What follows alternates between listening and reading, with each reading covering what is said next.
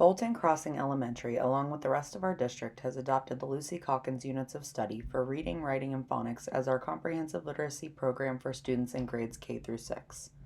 This program has many strengths and many weaknesses. Today we will discuss the strengths and weaknesses present in our building implementation and how we can take research-based steps towards improving these weaknesses. Through the personal survey, there were many strengths identified in the current comprehensive literacy program implementation happening at Bolton Crossing. Specifically, teachers are able to use differentiation to meet the needs of diverse learners, and they are able to use formative and protocol assessments to identify the strengths and weaknesses of learners in order to meet their needs. These are all extremely important aspects of a literacy program because these aspects are those that truly result in student learning.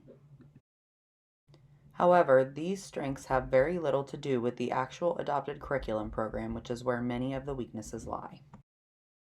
Two main areas of weakness were identified in our literacy program at Bolton Crossing. The first is the lack of adequate teacher training to help implement the units of studies in ways that work well for our students. Only 3 of our 26 general education classroom teachers have received the full training along with our literacy coach. Teachers also do not receive ongoing training on program implementation, severely limiting our ability to adapt the program to fit the needs of our students in the moment. The expectation is mainly for us to use the scripted mini lessons in these units of study, which are broad and not targeted enough for our students' needs. The second identified area of weakness is lack of major stakeholder investment and involvement with the program implementation and learning process. Very few people, mainly administrators and literacy coaches, are involved in the choosing and evaluation of the literacy programs in our district. In addition to this, parents and specialized teachers in the building are highly unaware of the values and goals of the program because they are so broad and inconsistent from classroom to classroom. Because of this lack of training and lack of stakeholder awareness and involvement, standardized assessments do not show improvement in specific skill areas over the most recent years since implementation began. There are many research-based strategies that can help us move in the right direction to make our literacy program stronger for us and our students. In their article titled The Coaches Learning Community, Diane Reitz and Jean Hall make training for all major stakeholders in a comprehensive literacy program a top priority. These authors write that even the most promising coach will need to develop new knowledge and skills to become an effective school-wide literacy leader. This type of ongoing training and new skills knowledge provided to all staff members can create opportunities for continuous improvement and collective responsibility and consistency in teaching and learning, aspects of our literacy program at BCES that are lacking. This priority placed on collective learning can also give opportunity for ongoing feedback for educators that is helpful and realistic. This could be a great support for educators who are trying to make a comprehensive literacy program work in the best way for their students. As stated before, stakeholder involvement is a weakness of our literacy program at Bolton Crossing. Elizabeth Brown, Julie Rosenthal, and Nicole Dynaga, in their article about literacy partnership strategies in education, write that family-school partnerships should include all stakeholders in their development and execution.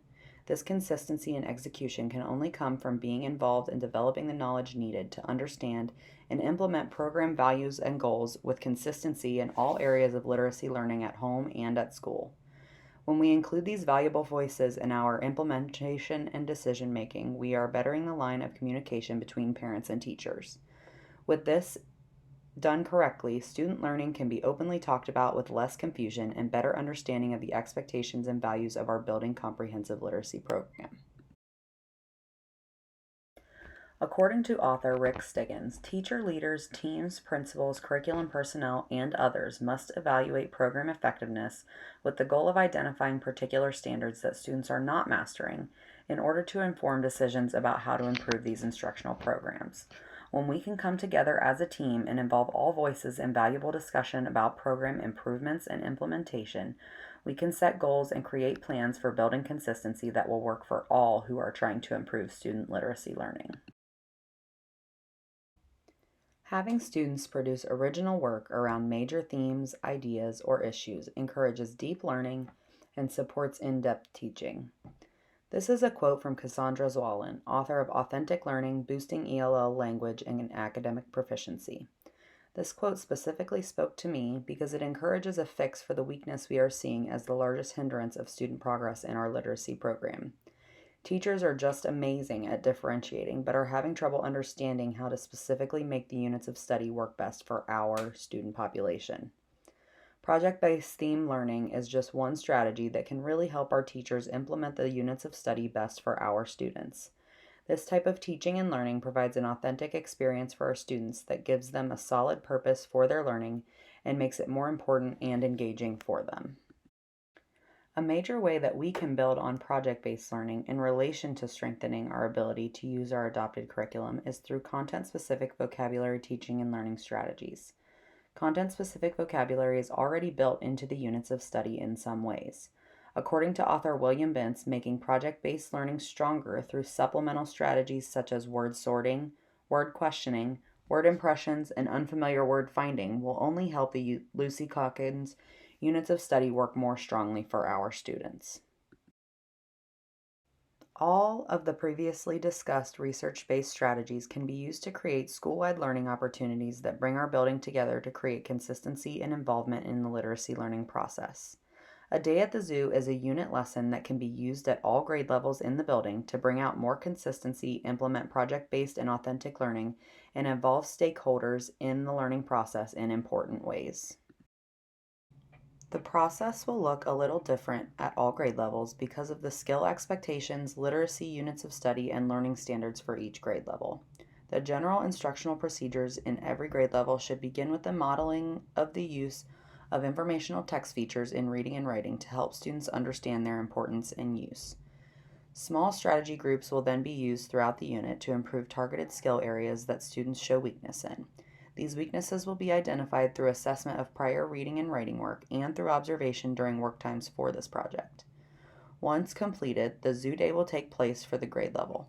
This involves all important stakeholders in the process and the product, which increases literacy program goal knowledge among parents and specialists and helps bring together these major stakeholders in ways that are meaningful to student learning. On the zoo day for each specific grade level, parents and all school building students and staff will be invited down to have the students present their projects in a science fair type environment. Teachers will be walking around assessing students on their writing and presenting using the Lucy Calkins rubrics for these areas of literacy. Using these rubrics aligns with district goals while also allowing for the curriculum to work for our students' best interests through a project-based learning opportunity. After these presentations and assessments have taken place, students and teachers will meet in follow-up conferences to discuss the skills assessed on the rubric, providing students with the feedback that can help them notice their own strengths and weaknesses and create goals for the future. Thank you for listening and taking part in discussion during this presentation. I will invite you to take the following survey to understand the thoughts and feelings you have on the information provided so that we can see if these changes and steps toward improvement feel realistic for our staff.